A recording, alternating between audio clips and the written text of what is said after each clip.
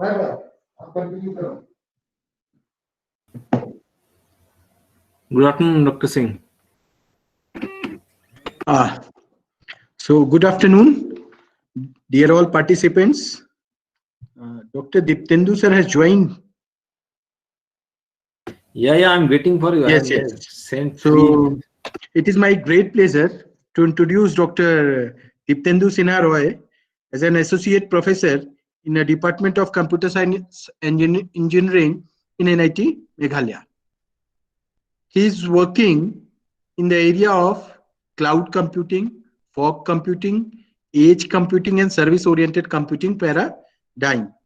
Now, with the recent technological development of a blockchain technology, he is interested also to work with the cloud with the blockchain technology. So today, he will give the lecture with the cloud computing and blockchain technology, how we can secure the things in a cloud with the blockchain technology. So now I will hand over the session to Dr. Diptendu Sinha Roy. Sir. Thank you, sir. Thank you for the kind introduction.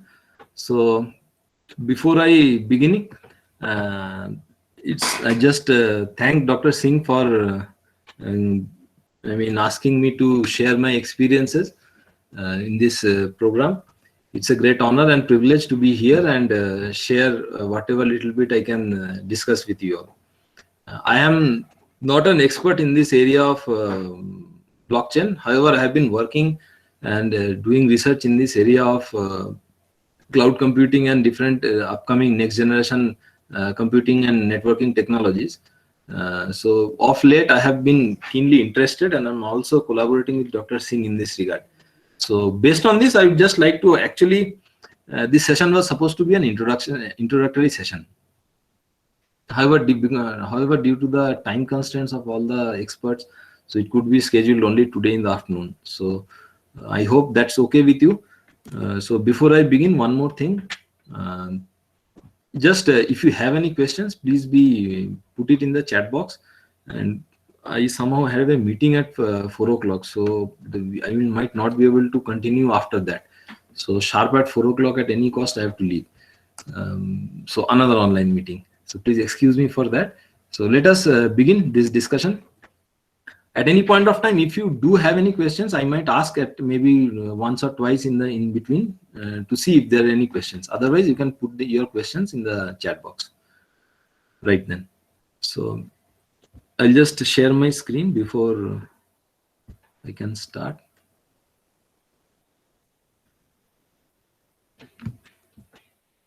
Yeah, I think I have shared. Yeah, so I'll begin. Right. So as Dr. Singh already introduced, that I have been working primarily on different next generation and upcoming computing technologies. So I have been working in cloud computing. So I will try to project the future of the next generation computing and networking technologies with blockchain from a standpoint where we are right now. Okay, where most of our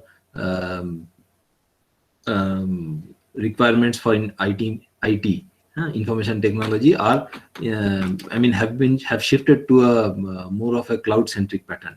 Okay, so from that standpoint, let us see what the next generation holds for us, particularly with a focus on blockchain. I will not delve into a lot of details with regards to cloud computing. I do have a few slides which focuses on cloud computing. However, I'd be very happy. So most of the things I'll be skipping. I will stop a bit when I discuss the security concerns in a cloud and what are the different strategies which are being followed or which are best practices which are suggested for future in the future of secure cloud computing. So I'll spend some time on that, and then we'll just see how blockchain makes life easier for us, right?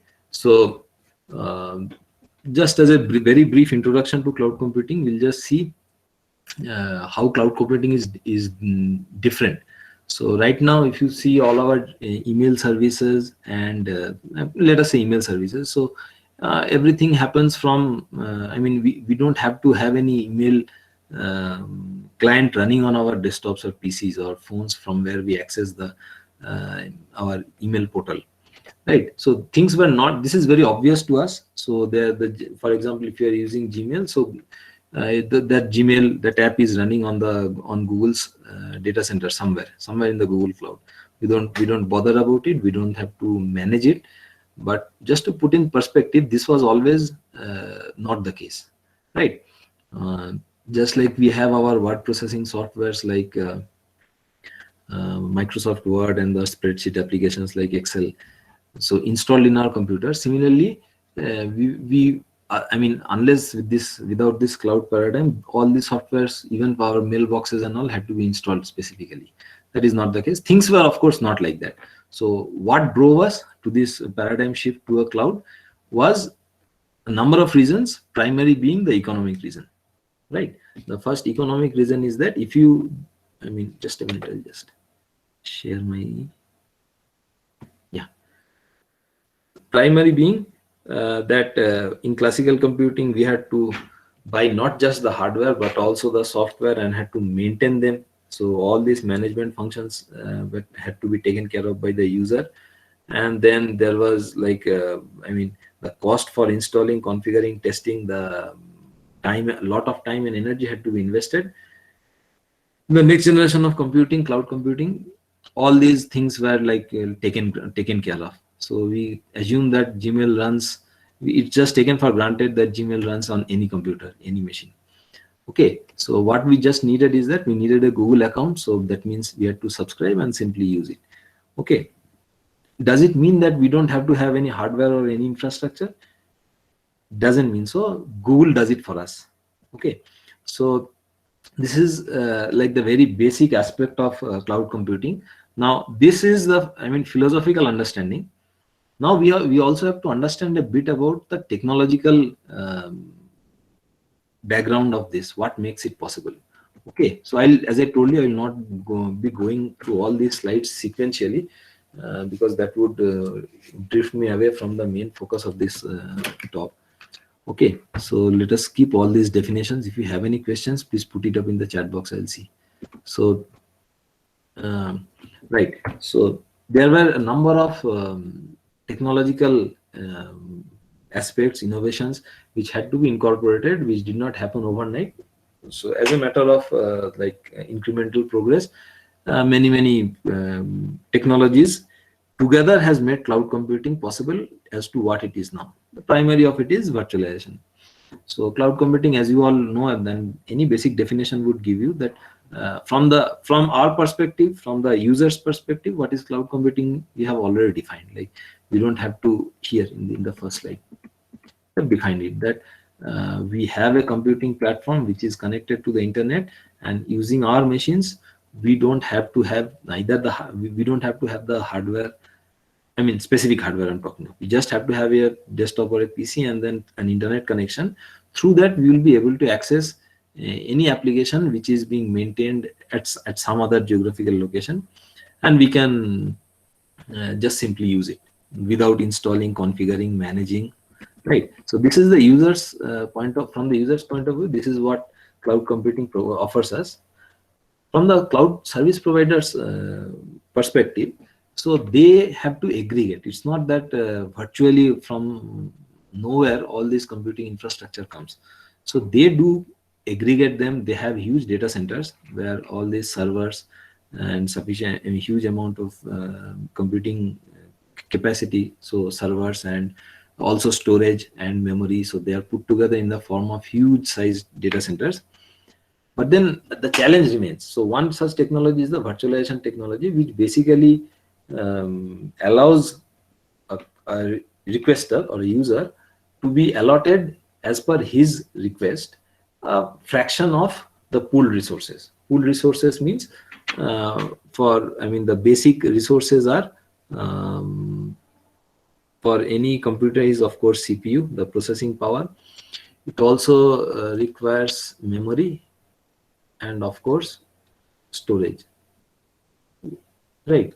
So it has to be understood that in the cloud is at a geographically different location, so and your machine is at a geographically different location, so then there has to be a networking also, so network switches and other resources and the different network connections which has to be there in place for the different pooled resources. So so that is already there, so we're not explicitly mentioning, but basically these three are like requirements of any computer.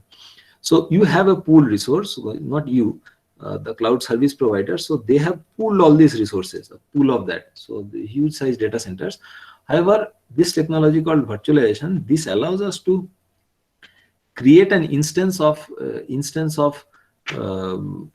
a virtual machine. I'm using a technical term, with these, I mean, X, Y, and Z respectively of these three components. So there are different techniques. So for example, I mean, I'm just giving virtualization is not this, but to give you an analogy, if you have, I mean, Linux allows us to do this, I mean, processes to do a time sharing basis. So it's not that whenever a virtual machine is created, it is actually a whole server is being allocated to a user. It doesn't work that way. However, you can think of virtualization for server. I mean, I'll not go into the details of how processor can be virtualized, memory can be virtualized, storage can be virtualized, network functions can be virtualized. So without going into details, just to give you an idea, the concept is not very, I mean, different from what we do in case of basic Unix. So the same CPU is shared among different processes using time sharing, right? So, and where the Unix operating system basically controls which process gains access to the processor, right? So, and there can be different, I mean, that control can be, the control logic can be left up to the operating system design, but this is one way of virtualizing the CPU, the processing unit. Similarly, I'm not sure if you have heard of it, but the concept of ballooning and all can be used for virtualizing memory, storage, and so forth, right? So this is one technology. Of course, virtualization is naturally not the only one. There are a number of technologies, even I might not know. Another very important technology is the advent of the different web technologies, right? Particularly the standards which are being set for information interchange, XML and so forth, and service-oriented architecture, which has made applications which can cut across the physical boundaries of a machine and can interchange data with different, on heterogeneous platforms, and makes everything happens. So virtualization technology, web technologies together, and a host of other technologies, not possible to name them, right, together brings what we know as a cloud, right? What it provides as offering is on-demand self-service. So it's like basically the cloud was built, the computing cloud, of course, was built with the concept of utility computing in mind. So what is a utility service? I mean, when any commodity becomes so widespread and so common that they can be provided as services across geographical barriers to different people. For example, like cities provide water. Water is not such a good example because every city doesn't have a municipal water supply system. So better example would be maybe gas. Even gas is not, gases are provided as cylinders at different places, but in some metro cities, it is possible that gas, this cooking gas, so that is being provided as a metered service. Okay, so there are pipelines, dedicated pipelines for that, and everybody accesses the gas connection, and there is a meter which basically reads how much of gas you have consumed. Better example is electricity, yeah, where you have a meter and then the electricity usage can be monitored and you pay only for that amount which you consume, right? So these are the essential characteristics for cloud computing, that on-demand service, and these are desirable features. Naturally, when you talk of a centralized cloud, which is centralized for applications which could support thousands of users, maybe a few hundreds of thousands of users, in that case, rapid elasticity, that means the case had to be supported for scalability, where all these users can join, and the cloud could actually support the resource requirements for all of these users. Okay, so naturally it would require a very broad network access, and resources need to be pooled. So if at a location some amount of all these resources, cloud resources are there, and there is one more place where similar resources are available, so for the cloud providers, it is obvious that they would want to pool them, even pool them not physically in one place but across the network. Okay, and delivered as all these services are delivered as measured services for which you pay. Okay, however, while developing all these things, one thing which was very pretty much ignored is the security aspect of it, right?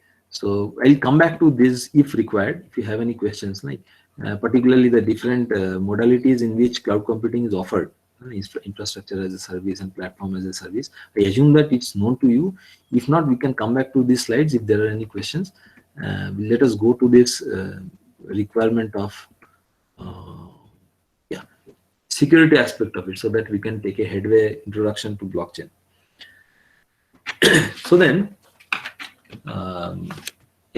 traditionally, so when you deploy an application, so I mean naturally you're talking of deploying an application in a cloud, so you have to have the entire data center, the servers that you want to run, so everything has to be taken care of by you. So you are responsible for maintaining the security of all of it. In the cloud model, however, this responsibility is shared. This responsibility of maintaining security is shared between the cloud user and the provider. Compare it with the case where a traditional computing, if you have any your own hardware, I mean you have your own data center, let us not call it hardware, very it doesn't convey much. Okay, so in that case, where you have your own data center, so everything, the entire security responsibility on you.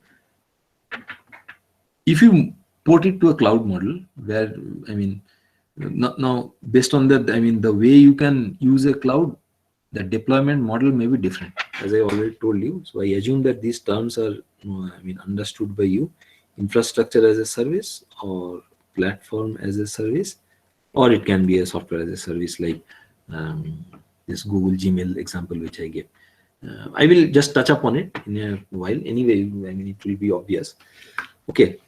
So, however, when we move to a cloud where there are two parties which have a combined responsibility to manage the security of this shared infrastructure, then it's in one sense for the users it is good, but in another sense it is very troublesome, because there might always be some gray areas, like certain aspects which the user might think that this will be taken care of by my provider, and vice versa, right? Particularly with the different models computing. So that we'll just focus upon before we move on to introduction to the blockchain. So let us take, for example, that we are talking of a platform as a service as an example.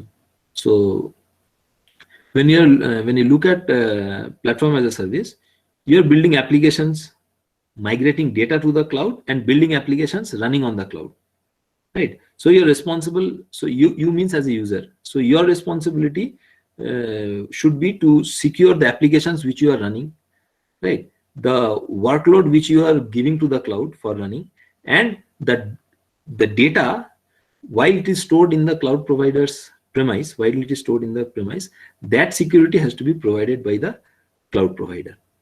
Okay, so the security of the platform has to be provided by the cloud provider, so that, I mean, it's like compliant, it's secured from the network perspective, and the platform down under in terms of managing the different containers and the runtime environment and isolation, I mean, that has to be synergistically maintained.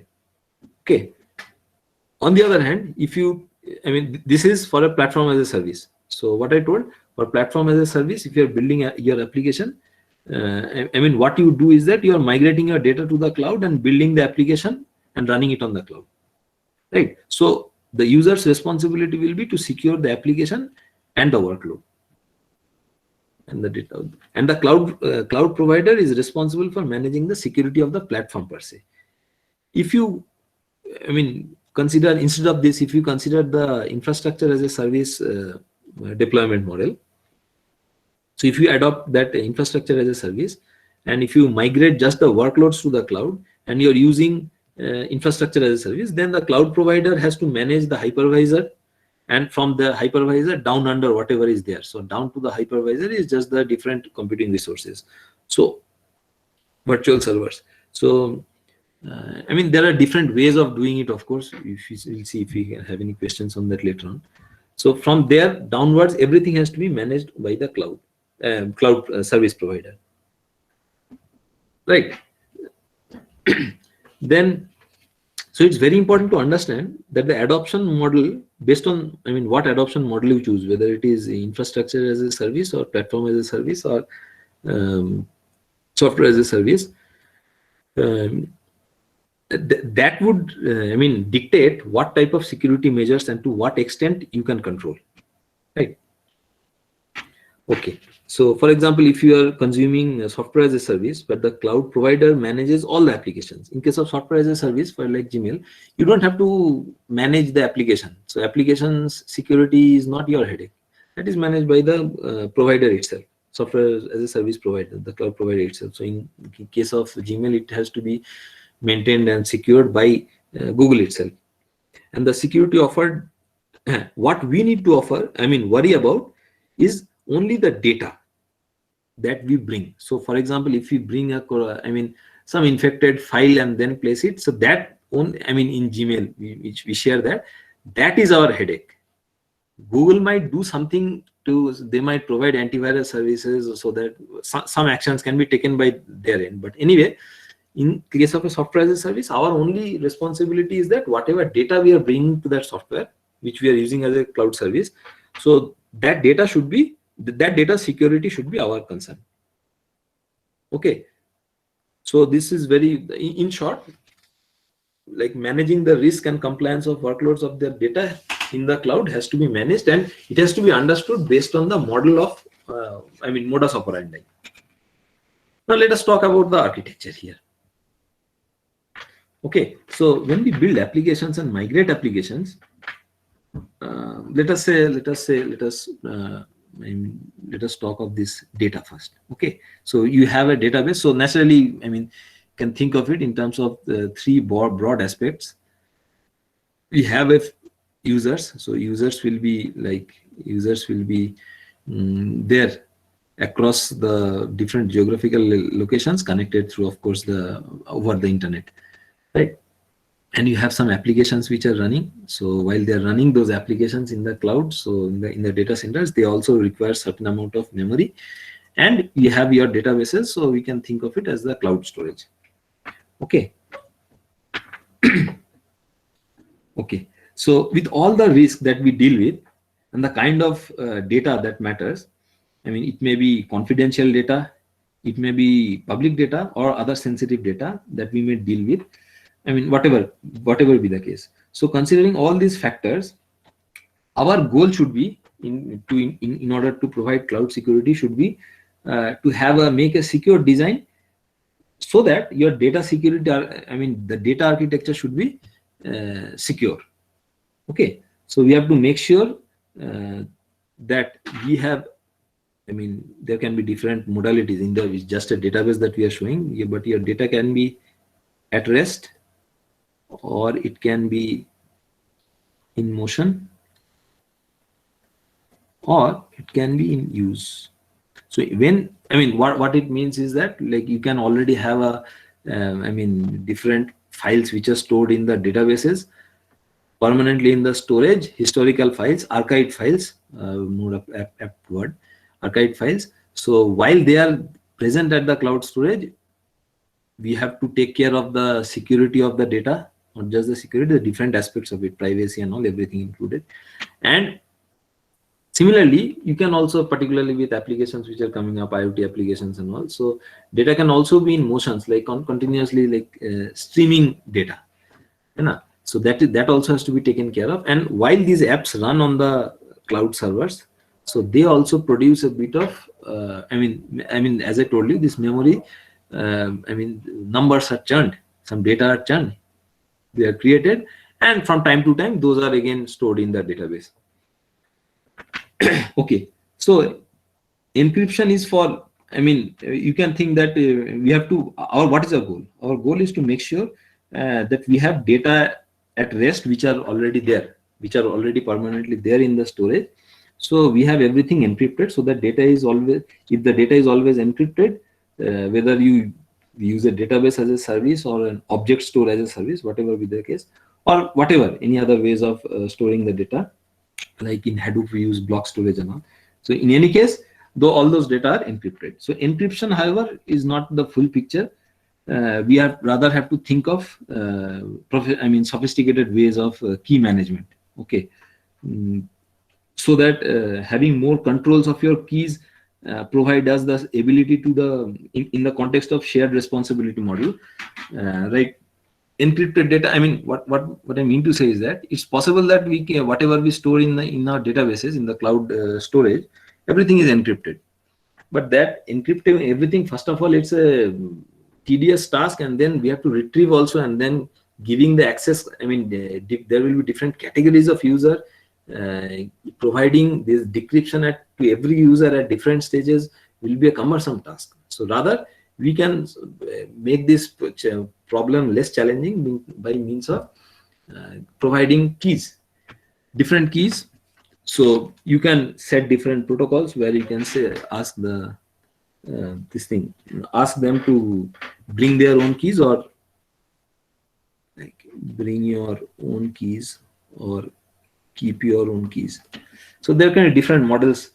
I mean, you can give different, basically how much control of the keys that will be shared, that can be controlled, and the hardware security module in which the key processing, in which the key processing the encryption decryption operations happen. So the more control you have on, I mean, the more control we have on the keys, the more responsibility that can be taken. Okay, so encryption for data at rest, data in motion, as it comes from different services to data stores or applications, can be, I mean, this can be provided, so that you can think of it like as about data coming out of the way to our requests, and the API requests coming all the way to data in motion. So in the new world, however, we need to start thinking about when the application is actually processing the data, that it is going to be, the data has to be in your memory, as I told you. While it is processing, this will be there, the in-memory computing. So we call them like in-memory, not in your storage, right?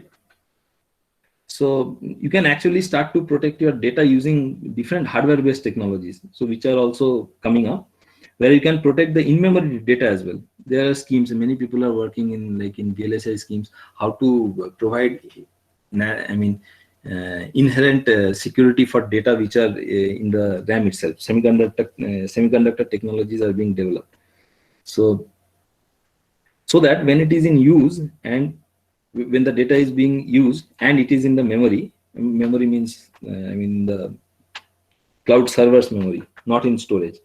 Okay, you can protect it. So we have to take a holistic approach to the data protection at rest. So this is not easy, very, very complicated game.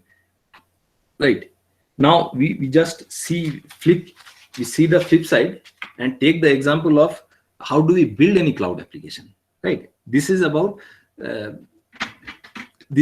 how we go about the protecting the data while it, I mean, the cloud data which is there in the storage, and some certain hardware features which can allow the cloud applications, when they are running, for in-memory protection. It's an upcoming field. I cannot say that it is a very mature technology by any stretch of imagination. Okay, so the application that serves the data, it's not only about which application needs to have access to what. Okay, so it's our responsibility not to open the data services to the entire world, right? Be it the network access, or like for anybody and everybody to access the data. We should make sure that only the persons who are authorized to do that, they should be able to do that. So I mean, in order to access the data stored in cloud storage here, so there can be different firewalling technologies, techniques which can be used, and authentication schemes has to be there. which will allow only the authenticated and valid users to enter and use the applications, and then finally give access to all this data. Okay. Then when you look at the, this is what I was saying. Then when you look at the users, I mean, you don't you don't want to. That is what we are saying here in terms of managing access. Okay. So basically, these two have to be incorporated, not just in a cloud, but for any IT activities. For any IT activities, these components have to be addressed. Okay, so we need to actually have a continuous security monitoring approach. Okay, so that means there should be continuous logs. Those logs should be, logs for these access management schemes, right? Where we need to, at any point in time, whether compliant policies are being followed, we should be able to watch out for any threats. So all these logs have to be, all these activities need to be logged, and they have to be managed. Okay, and there should, ideally there should be, the cloud provider should have a set of tools to manage the security and the different complaints which come up from time to time. So from that, our goal from all these logs, which logs for these access logs and access logs for the users who are trying to get into a cloud for any application, different applications. So those have to be continuously monitored, and based on that, we have to mine those information to gain certain insights. So gaining insight about the different compliance requirements and the different threats is very, very important, so that over a period of time, we can actually build a solid foundation of actionable insights. Okay, so those insights, whatever we gain, has to be put into action to protect the data in turn. Okay, so from the deployment environment, we have to collect information. It can be information like any security event. It can be the different audit logs, the flow logs from network, or for that matter, any other system related logs that can be fed in, so that we can figure out like what type of complaints and what type of threats are there and mine them. And based on that, it's also important for us to gain that insight, so that we can have the actionable intelligence to remediate and then take care of, in a dynamic manner, protect the data which are stored in this database. Okay. For example, we may figure out that there is a vulnerability. Okay, a container image, for example, that we might have deployed. So we find out that at any point in time that it is vulnerable. Okay, so if this information, so if we find out from this data protect logs and for access manage logs, we get this insight that there is a particular container which is vulnerable. So we don't have to not necessarily, if we can gain insight and we can take some action to address that vulnerability, that is well and good. Even if we can't do that, even getting the information that such and such a container is under risk, that might also help us. How? In that case, we simply, what we do is that we reinitiate or spin up a new container with the same processor, processing in it. Okay, same storage in it, so that in that sense the data can be, the vulnerability can be addressed. Okay, so this is we gain this from experience, from previous experience. If we keep on monitoring the logs, and then we know what to be done, usually the system administrator will take the actions upon detecting the vulnerability. So if we can make it an automated sort of a decision making over a period of time, then this can be done. Otherwise, a simple solution can be, if you find that there is a vulnerability, you spin up a new container. Okay, so we can also find that there may be a particular access from a particular network that seems to be, coming from some suspicious IP address. So we can simply block it at the user level itself. We find that something suspicious, we don't give access. So at the core of this security approach, next generation security approach with all these complexities, lies that this is still, I mean, this is how the cloud service providers from their perspective, how they take different actions. Okay, and it is still not a full-fledged, I mean, mature stage. It's still in maturing stage. Excuse me. Okay, so when we see from the perspective of deploying all these services, let us say this is a security which is being provided as a service. In this example, the data security has to be deployed. So there has to be different apps, and along with those apps, a set of users have to be given access to those apps, and those users will use the other resources like storage and all those data has to be secured. So this many times, although it is very obvious that the security has to be planned right from the beginning, however, in practice, the way software engineering has evolved over the period of time, somehow or the other, this step has not been followed exactly as it should have been followed. Okay, so typically we still till date we call them application development. So we call them development operations. So there is a development team which does the development. Okay, so I mean, for example, DevOps stands for development and operations. Okay, so traditionally we still think that it's okay that there will be an application team that will do all the design and the architecturing. They will be building the code, and they will pass it onto the security team. So they'll pass it over the wall for the enterprise security team. So the company will have a team of security personnel, and they will be taking care of the of securing and managing the data, right? So this actually has to be rethought. This is not a fundamentally good way of doing it, because the security has to be a foresight, not an afterthought. Okay, so because if security is not thought about at the deployment stage before these services are put into use, so then at a later point of time we'll be worried more. Okay, so this is a fundamental change which we actually have to take care of. Okay, it should instead of development operations, it should be security come development operations. Okay. So in that way, when it should be, security should be there to build at the stage of building, managing, and as well as while it is running. So if it's not, it has to be, it's obvious that even if you at the stage of designing, if you think of securing the services, naturally that will in no way confirm you that while the applications are running, while data are getting stored in the storage, that time no other attacks will happen. So in that case, so even if while at the building stage, although you are incorporating security, it also means that you have to manage the security even when those services and applications are running on the cloud infrastructure. Okay, so we need to embed security into the entire life cycle. So that life cycle is shown here. So we design, while designing we incorporate secure design. So we incorporate security into the design phase.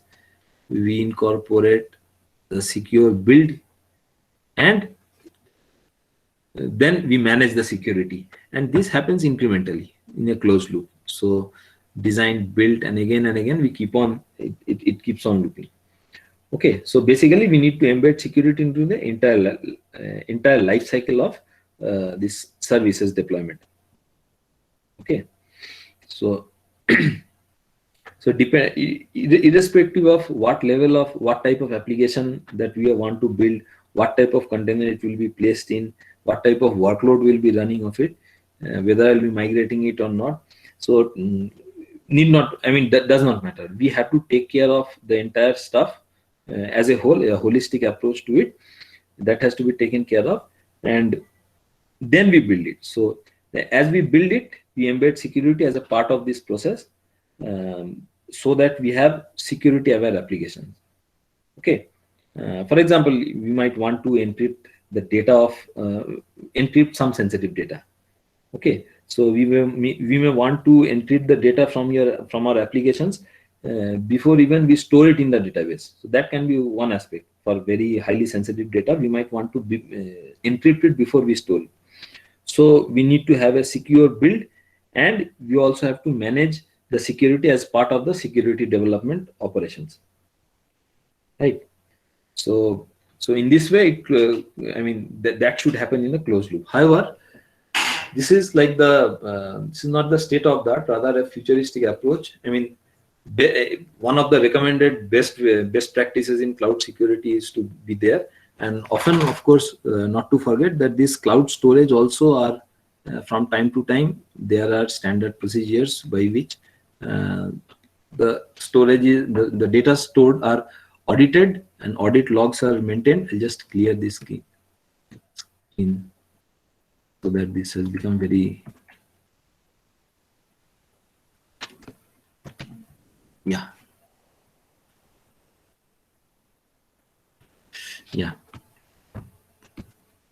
So that now, again, I think I have to take the pen.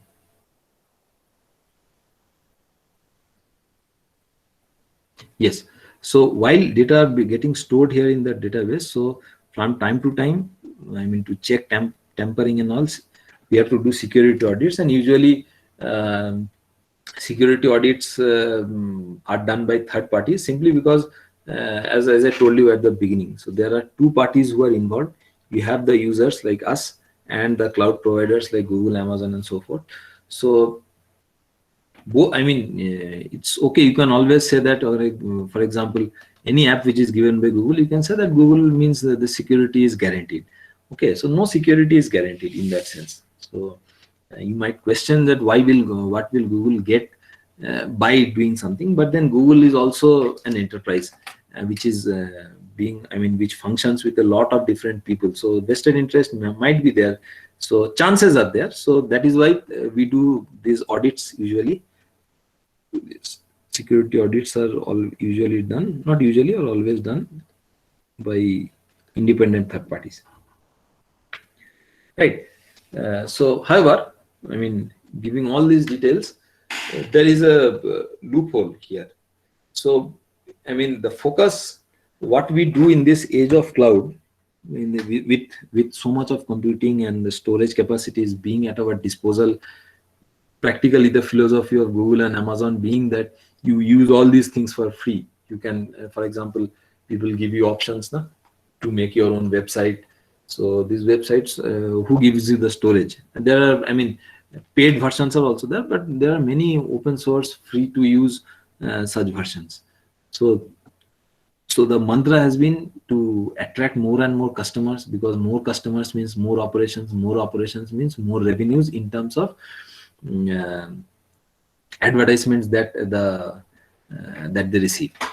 Okay, so I mean that is the way things are going in that direction, particularly, I mean, headed by none other than Google, right? So we are thinking of Google is not just as a company which provides us a number of services, rather as services and products, but rather as a way of life itself, right? Where, I mean, we try to think of this world where internet, these applications and web services and so many other things are sort of free, which it should not have been. So they get the money in a different way. So however, this paradigm has a big flaw. The way that this Google's, led by Google, not say, this cloud way of doing things has a big flaw, and that is that you are trying to onboard as many users as possible. I mean, what I mean is that these cloud providers, they want to onboard as many users as possible to their platform, because as I told you, the way the business model that they have created is such that they say that more the people involved, more the end users involved in your platform, more will be the operations, more will be the advertisements. So services are free for you, but then because everybody is onboarded, everybody is free to get onboarded, this also gives you a way where the security of the cloud is a big question. And particularly, as you can see here, in this gives you a logical boundary where a part of the cloud excuse me, part of the cloud and its security aspects are managed by its users, and the other rest of the part is managed by the providers. So then there has to be, it always happens in life, that a part of that boundary is always some gray areas are left. So for those gray areas, there are practically nobody who will take care of it. Okay, nobody who will take care of it. So then, and on top of that, all with the philosophy of Google and all these cloud providers of onboarding as many users as possible, this brings us to a very grave security risk, right? So even so the summary of what we discussed till now, particularly here, the security aspect of it, although there has been a lot of best practice mechanisms which are being evolved over a period of time by the experience of using all these different platforms, and then the different threats which are being analyzed and continuously updated. Even with that knowledge, it's very cumbersome, and a lot of focus, as I already told you, this focuses have see, the mantra is to have more and more applications and developments. From that, you are bound to maintain security, you are bound to now have a security development operation, so which will naturally impede the free flow of innovation and development. So in that sense, you can see that there is a slightly like contradictory goals which are currently being felt, right? You should, like the way cloud computing should have been operated is that onboarding everybody, ask anybody who is possible, I mean, who is there to share an app or share a user or whatever, let them come and use your platform. So from there, and you find that then in that case you are secure, I mean, with proper authentication and different mechanisms of I mean, you have to keep, for security reasons, you have to disallow and mass variety, I mean, large fraction of those unauthorized users, and because they might cause harm. So this sort of what do you call that, apparent contradiction in terms of the goals itself, brings us to a point where people, I mean, started thinking of alternatives from this, like madman syndrome. Everybody comes and everybody participates in the cloud services and so forth, right? Okay, I still have an hour. So, okay, so, oh no, not an hour, sorry, 40 minutes or so. So I'll move forward. So then, in that sense, we will see from this perspective, what I have given you is an understanding of like where we stand from a security perspective, what are the concerns, and primary to this this way of Google's way, or for that matter, any cloud-centric worldview. So from that perspective, where does we stand from a security perspective? In just a minute, I'll just check if there are any questions in the chat box, or you can have your questions right now. If one or two I can take right now.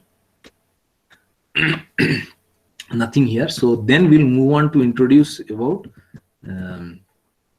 from this perspective, that cloud security, the concerns here, and the I mean, the complexity of operations which makes the productivity of cloud. I mean, cloud computing with all its aura of services brought about a sort of this thing, a huge rush in terms of the innovations and operations and developments and applications. So that is being inhibited by the challenges that security brings, and the best practices of security which are to be practiced makes this the way, I mean, the way of development itself to be rethought, to convert them from development operations to security centric development operations, right? So this from this juncture, we'll see if there are any questions. I'll take just for 2-3 minutes, otherwise we'll move on to the introduction to blockchain.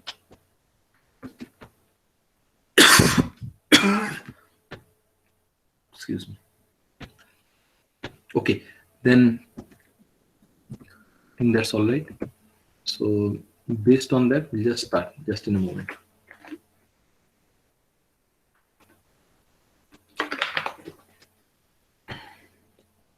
Okay, so so I am sure that over the last 2 days you have been listening to different lectures by different experts on blockchain. So as I told you, this was meant to be the first of this series of lectures. So I prepared it in a different way. However, because of the time slots and availability of the different experts, it had to be rescheduled. Uh, so anyway, so this term blockchain, I mean, means actually different things to different people. Yeah, right. So, for example, to many people, particularly for developers, what it conveys is a set of protocols and encryption technologies which allows the secure storage of data on a distributed network. Now, as I told you, cloud computing, this cloud-oriented worldview actually brings everyone together, where we try to keep on centralize the resources, either in a data center or at different data centers which are geographically at different places, but logically through different layers of software, which can be accessed in a manner as if it's a shared pool of resources being managed and accessed. Okay, so blockchain breaks that. Okay, for business and finance people, so it acts more like a distributed ledger and the technology underlying the explosion of new digital currencies. For technologists, it is the driving force behind the next generation of the internet. And for others like us, most of us, it is just like a tool that is trying to reshape the society and economy, which is breaking away from this centralized view of a cloud-centric world to a more decentralized world.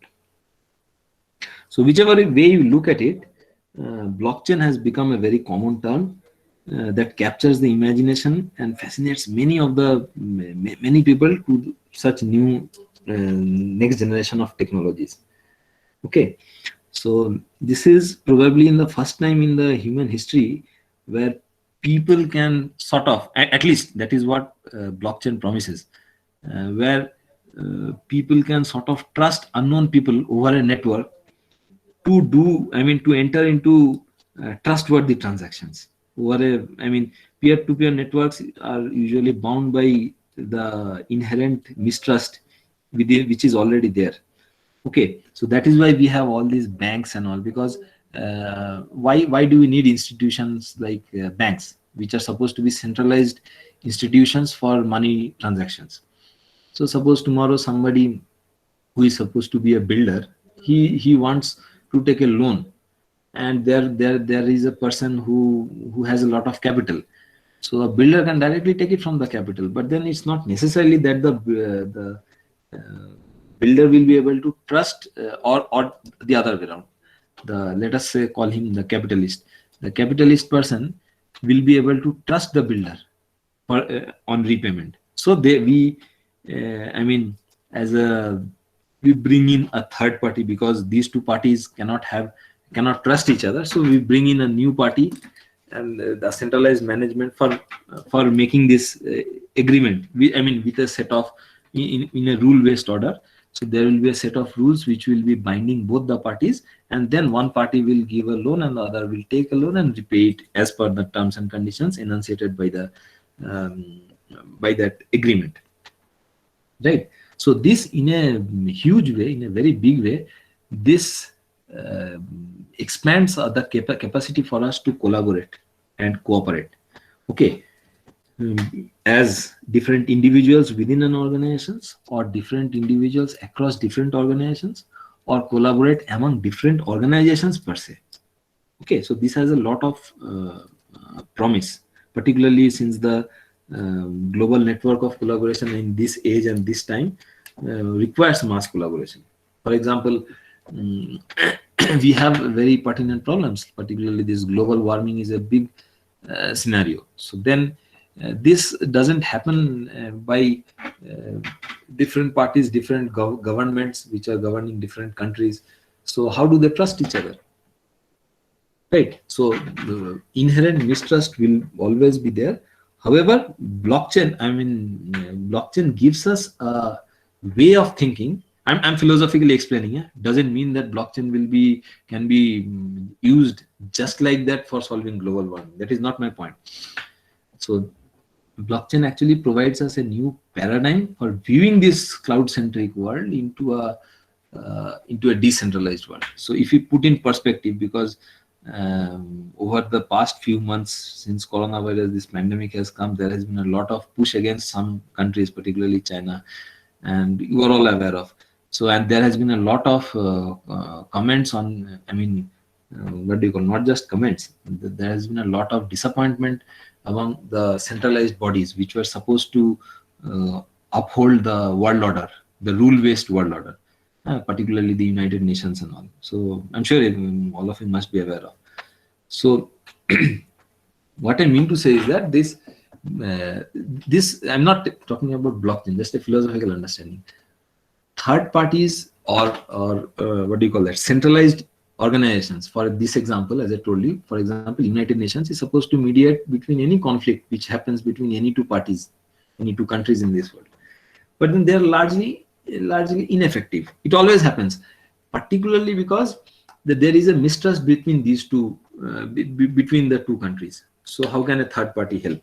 So that is why a cloud-centric world, when you see it from a security perspective, this does not give you much leverage, right? Because centralized paradigm doesn't help. Blockchain is a dramatically different way of seeing this world, where people can trust each other, not each other as the individual persons of the individual countries, but rather they trust each other by the mechanism. So what is that mechanism? We'll see now. Okay, so blockchain is a, I mean, complex term which has different connotations. Right. So we will just, yeah.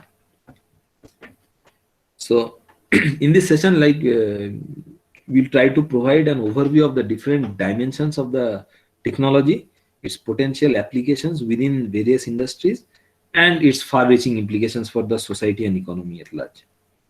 Okay. So that we will see that blockchain, as it is shown here, is a distributed, I mean, different, we are trying to see the different nuances of blockchain. So it is thought of as a distributed secure log file or a shared ledger.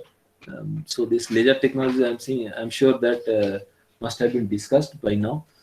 Okay, however, I'll just in a very layman's terminology, I'll try to bring it to perspective here. Okay, then here, as it says that transactions are placed in the block. So this I'll just come back to it. We can just move ahead. Okay. On its most basic level, the blockchain can be thought of as a new class of IT, information technology, so which combines encryption. Okay.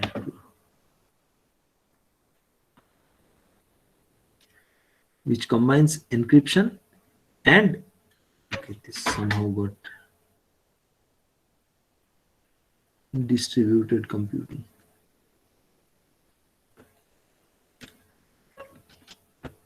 Okay, so it combines cryptography with distributed computing, both of which actually have existed for a number of decades as of now. So it was actually the genius of some Satoshi Nakamoto, I think is the name. So to combine them into new ways. So this is very important. Okay, so Satoshi Nakamoto, of course, is not the name of an individual, but it's some anonymous group, guessing so. To combine them in different new ways to create a model where a network of computers could collaborate for maintaining a shared and secure database. So that is the end product. So we'll just try to map out the evolution of this and how blockchain can be used not just for securing a distributed database, but the different nuances can be applied to different applications that we'll try to see.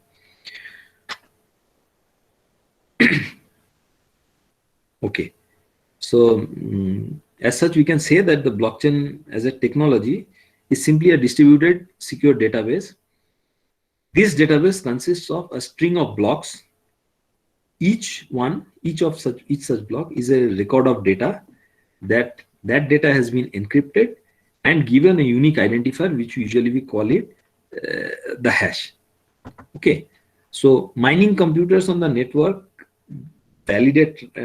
I mean, this hash can allow to do many things, like mining of the computers on a network, validate transactions, add them to the block, and then broadcast this completed block to all the other nodes so that each one of them have a copy of the database, because there is no centralized component to verify the alterations on the database, right? So this technology for distributed secure applications were here.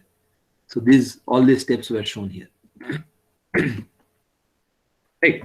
So just see how it happens once again. So in order to make an entry onto the blockchain database, each and every computer here, let us suggest that these are the different computers which are there in a particular network, and they combinedly will make up a blockchain.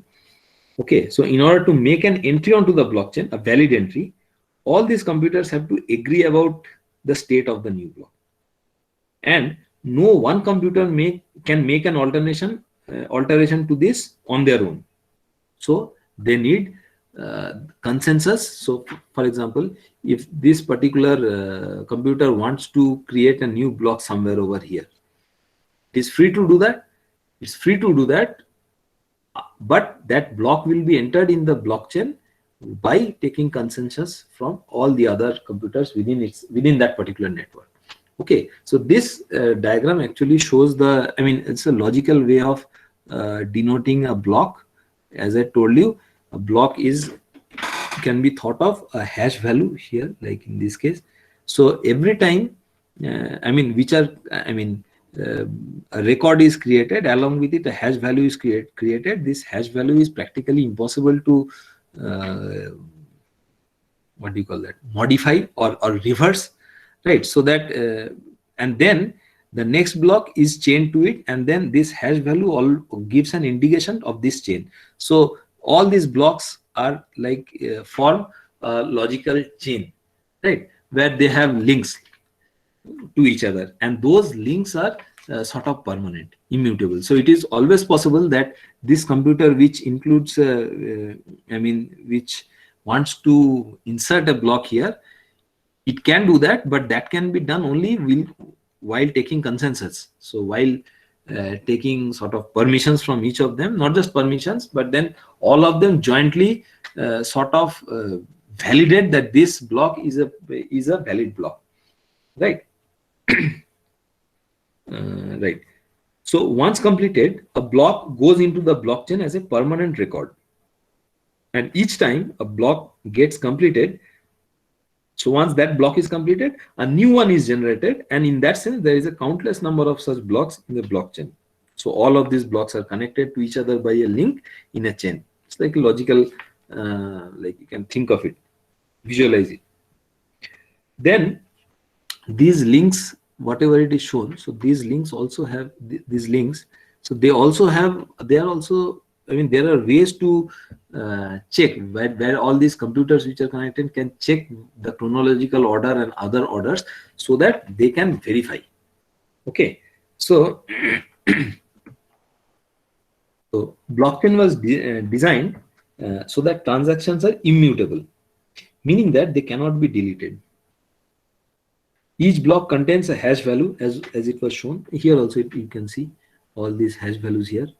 So this hash value corresponds to this block. Okay, each block contains a hash value, and this hash value is independent of the previous block. It's not independent. There is as I told you, there is a link. So here the hash value here and the hash value here, so they are connected. They are linked with each other in such a way that the rest of the computers which are there in that network, they can detect if the blockchain is proper or not. Because whenever a new block is entered in the blockchain, so accordingly that a consensus is reached, and then that is allowed.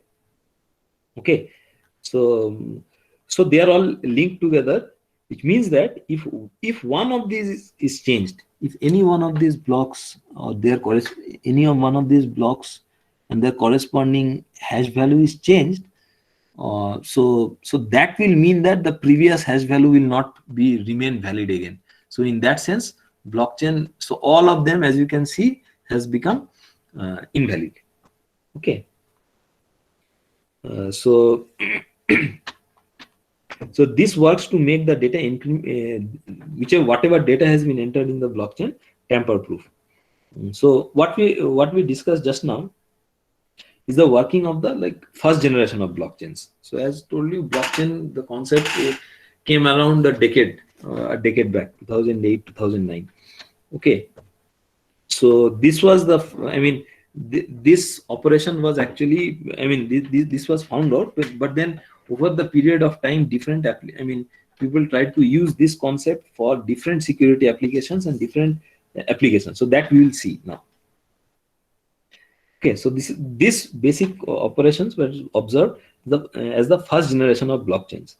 Okay, which functions largely as simple databases, but the technology is currently evolving to become much more than what we just discussed. So as the next generation already provides the capacity to execute any computer code on the blockchain. These feasibilities, this we'll see. So this has brought us to the next paradigm where we sort of see a blockchain to merge with the different existing computing technologies and make them where trust, because of this immutability property of blockchains, trust becomes an implicit property of such machines, next generation machines. Okay. The system is evolving to become a globally distributed computing infrastructure, and as we'll see later as we progress, that this technology, these are all not very mature technologies. Okay, so these are very much a work in progress. Okay, so when seen from this perspective, blockchain technology works to create a permanent and secure database. This makes blockchain suitable for storage of a record or transaction that involves any value. Okay, and in some way that requires that notion of security and trust. That has to be the goal, that this data has to be that the security and trust of the source has to be preserved.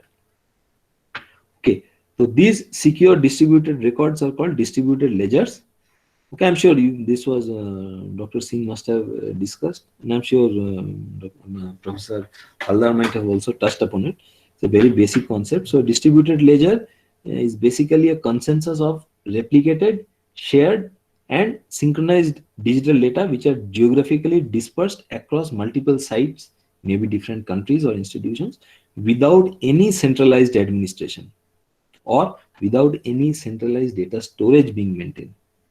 So how do we keep track of the security of the data when there is no centralized data storage which is being maintained? So that is done in a different way. What is a different way? The distributed network of computers where such ledgers are stored, so that can be used for any form of asset registry, such as inventory or monetary transactions, right? So this might include the recording of the hard assets such as physical properties, cars, homes, etc., or intangible assets like currencies, patents, and votes, etc. Okay, so this distributed ledger technology enables us to replace a multiplicity of different private databases, each within each organization. Okay, with one shared database that is trusted and accessible by all parties involved. Right. In cloud, usually this is also one more problem. So then, as you know, there will be local copies of certain files, and then there will be the centralized copy. And for performance reasons, usually any distributed computing allows this local file accesses are always faster. So in order to achieve retain good response times, updates are done on the local copies, which gives the big issue happens now, that's for synchronizing this. So blockchain works in a completely different way. Okay, in this respect, the blockchain enables trust between the parties that may otherwise not trust each other, as I told you already. Okay, so this actually helps us to improves our capacity to collaborate with different people. Okay.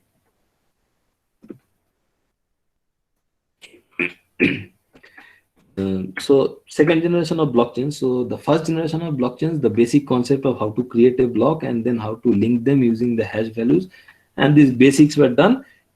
In the second stage, in the current round of evolution of this blockchain, we are trying to use this concept. I mean, breaking away from the this paradigm of this currency based concept, and just as a distributed thinking of blockchain just as a distributed secure database.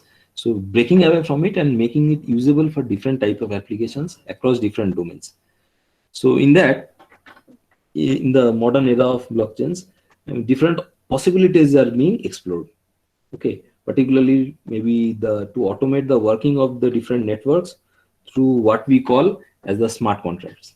Okay, what are smart contracts? Smart contracts are computer code that is stored inside a blockchain, which can encode different contractual agreements. So one breakaway application. Okay, smart contracts. So these smart contracts are self-executing contracts. So no human party is involved in it. Okay, so they are self-executing contracts with the terms of the agreement or operation directly written as different lines of code, and these are stored and executed on the blockchain. So once executed, these particular codes are stored on the blockchain. Okay, so like normal computer programs, these containers hold algorithms that take an input of data, and depending on the value of the input, triggers certain events. Okay, maybe we can think of it, for example, might be the case of a financial contract. Okay, a financial contract, what do we take as an input? Okay, so a financial contract would take the amount of money that is, maybe, and think of it, amount of money which is there in the person's account, that is being taken as an input, and then we do certain checks. If that is above a certain amount, then based on we can fix different thresholds. Okay, so if we can write if else code. If the condition is that the account balance is greater than this but less than this, we get X%. Then if it is greater than that and less than something else, so like that we can do it. Okay, we can just fix the different thresholds. So such smart contracts can be used for automating many basic operations on the network.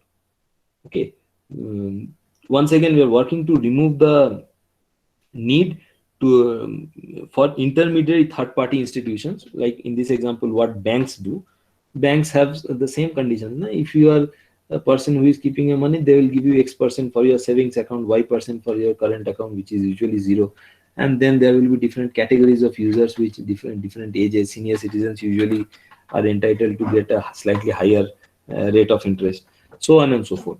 Okay, so if you do it in blockchain with these self-executing computer codes, as we discussed, which are stored in blockchains, immutable blockchains, then the advantage is there. You don't need that a bank to intervene, right? Because including a bank anyway complicates the process, and then banks will be having their own regulations, and there will be shady regions, gray regions, in the sense that as a user, a customer's goal and the bank's goal might be different, might be completely opposite at certain point, not for all purposes, but for certain events. Okay, right. So in that way, all these complications can be avoided by using blockchain. Okay.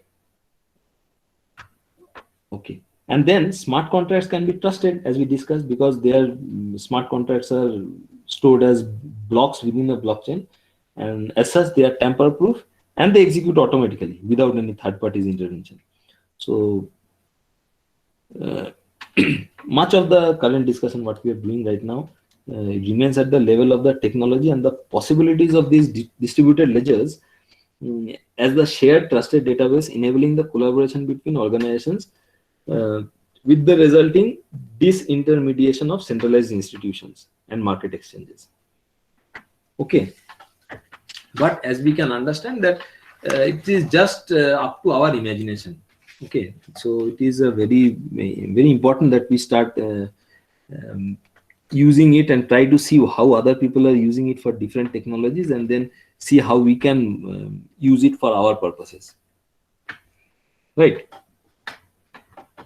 Okay. Then in short, blockchain is not just an information technology as we discussed, but also an institutional technology, in that it enables us to design different incentive structures in the form of token economies. Okay. In such a way, like converts the centralized organizations into distributed markets via token economies. So this is where things start to get very complex. Okay. So just as I tell you, just to give you an example, let me stop here for some time.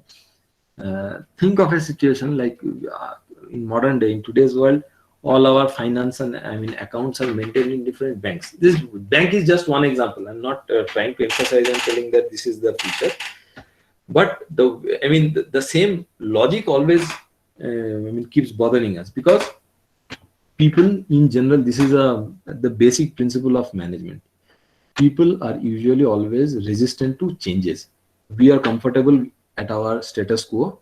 Even if we get a drastically different product, drastically powerful tool, yet there is usually a bit of hesitance, a bit of disbelief, a lack of trust, whatever you call it. But then we are not very adaptive to, at least it's very rarely that people happily want a change in their life. So we have been trained and we are like puppeted in a way that we have adapted ourselves completely to this so-called centralized realm called cloud computing. Cloud computing is just the computing part, but all our lifestyle, all our technologies are based on that. So this barrier has to be broken. So in order to break a barrier, what do we do? So the easiest way to create, at least we encourage people to start using the new technology, right? So that is what is being conveyed here, right? Token economics. So this happens everywhere. So whenever a new company launches a new product, usually they will be sharing a few goodies with them. Okay, token economies. So something that could potentially enable the coordination of human activities at a much larger scale that has been possible before. Okay. The design innovation of blockchain is really its capacity to, the main innovation in this the blockchain technology lies in its capacity to coordinate a network of autonomous nodes, not just human beings, autonomous nodes towards maintaining a shared infrastructure.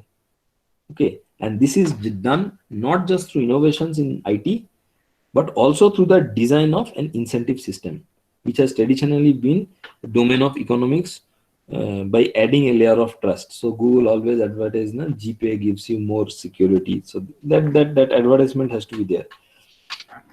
The blockchain merges our newly developed information networks with the institutional structures like bank that sit on top of them. So in doing so, it greatly strengthens the capacity of those networks as a new mode for organizing the society and economy by merging economics with technology. Okay, it enables us to redesign institutional structures and ultimately reconceptualize how we organize virtually every aspect of society, be it economy or technology, based on a network of autonomous nodes that are incentivized to collaborate. So tomorrow we come up with a product, blockchain product, where we don't, let us say we come up with a blockchain product with for economics, and how many customers do you think are going to come? Not many, unless we give them some incentives. So, and in blockchain, discussed, it's a set of autonomous nodes, and for more the number of users, we will require more number of nodes. And as we'll see shortly, before we conclude, that we need a lot of miners in between, so sort of volunteers. So unless and until you give them incentives, who will participate? So even for cloud computing technologies, it had to work across in the same way. It did not get popular overnight. Okay, all these giant companies, they did not get all their customer bases overnight. So initially they had to put incentives. Otherwise, without any guarantee of the return of investment, how could all these companies invest so much of money in building gigantic data centers? Okay, so that did not happen overnight. So this will also not happen overnight. This will take time. Okay, so over a period of time, as more and more people are attracted towards these technologies, and to attract them, as I told you, that we have to provide certain incentives so that people get involved using these technologies, then actually we will be able to utilize the full benefit, the full possibility of blockchains. So digital database anyways have been around for very long time now, but until very recently, they were being designed to centralize information either on one computer or among different computers within an organization, so on and so forth. The blockchain, though, uses a distributed network of computers to maintain a shared database. So this is diametrically opposite. It uses a set of protocols and encryption methods that can enable a network of computers to work together in securely recording data. Right. So we have this. We have the shared database, which can be thought of as an open database. But then using this set of protocols and encryption methods, um, this open database, which is maintained, so that can access to it can be restricted, right? And I mean, at least, and we can also ensure that no data tampering is done on this database using this set of protocols and encryption techniques. So this database consists of a series, as we discussed already, series of encrypted blocks that contain the data, and this series of blocks, blockchain, the list of blocks keeps on growing, and they get linked using secure cryptography. And in that sense, because of its immutability property, as we discussed, so any tamper attempt might lead to all the data being rendered useless. The entire database might be, it might be able to, as a whole, as a consensus, they can, any attempt to include malicious data might render the entire operation invalid. Okay, so this makes it a trusted database, and with this trust being maintained by open secure computer code, an encryption instead of any single institution can be incorporated. Okay, so we'll just see, move forward.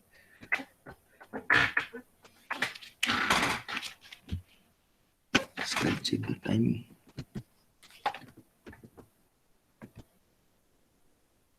Oh, it's almost time, so it's better that I conclude it here. What we have is, what else we have?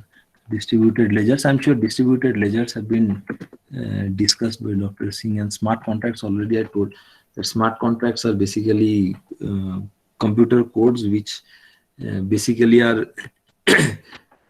basically encrypts the legal codes into immutable computer generated blocks, and this information is stored, so there can be no tampers which will be permissible, and that can be like rendered a secure this thing, right? So in this way,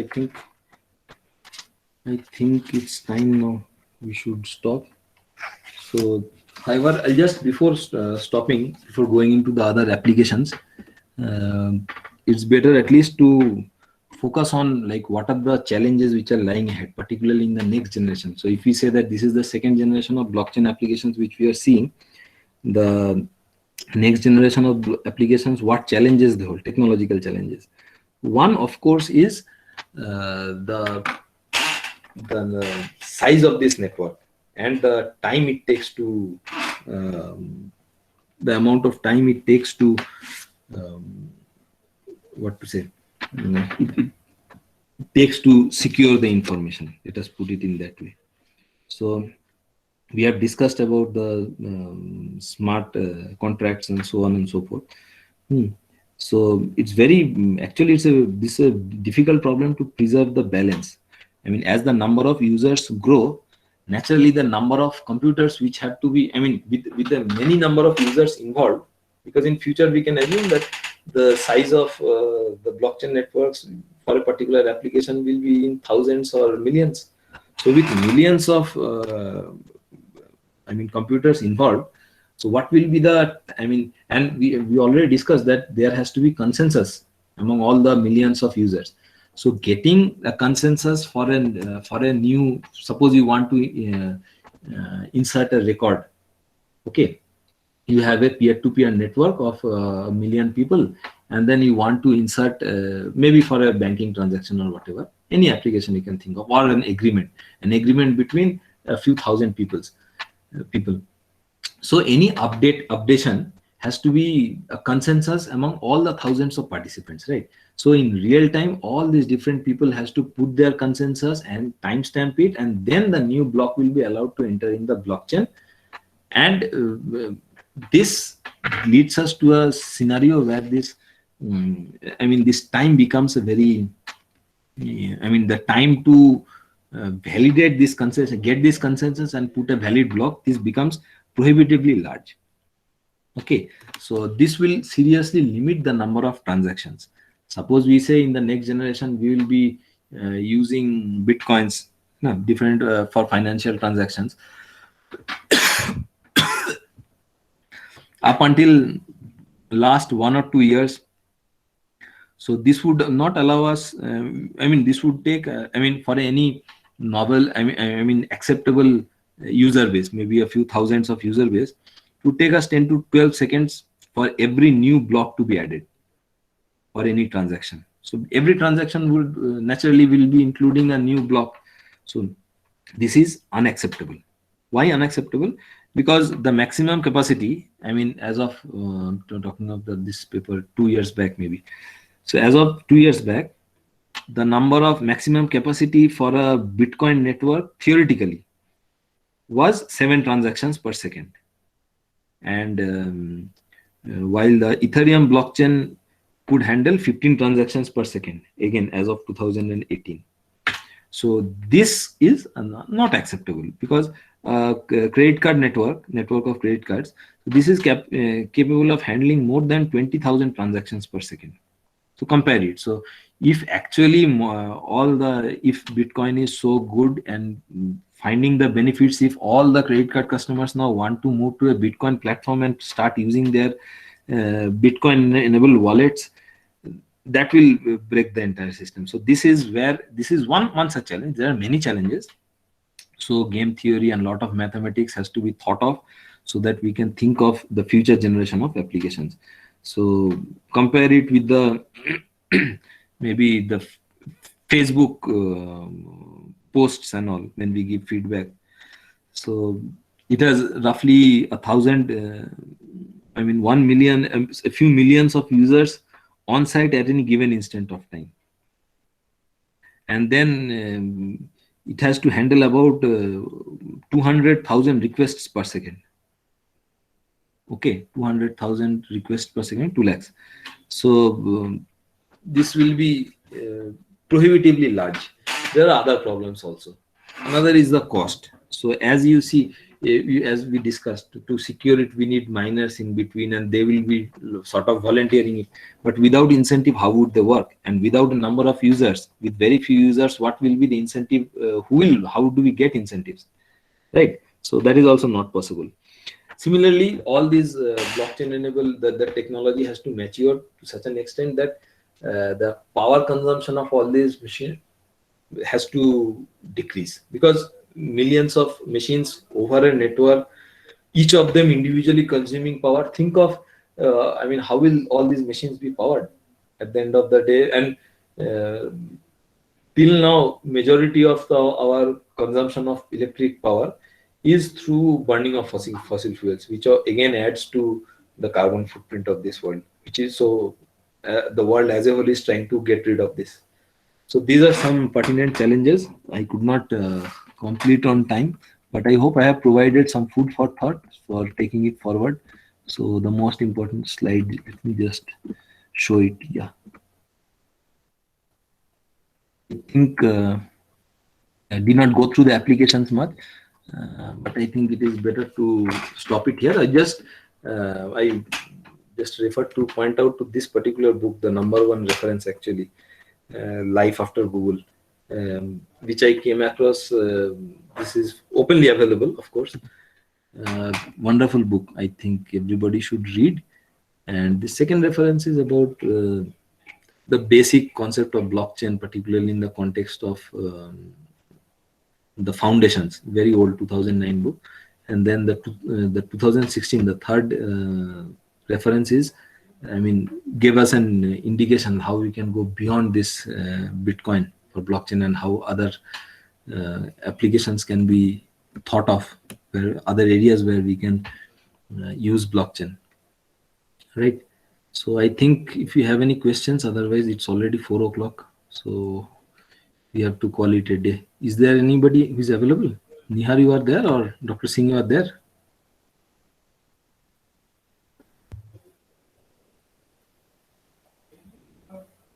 Yes, sir, I am here. Okay, so with it's time now, so we can conclude. I have one more meeting.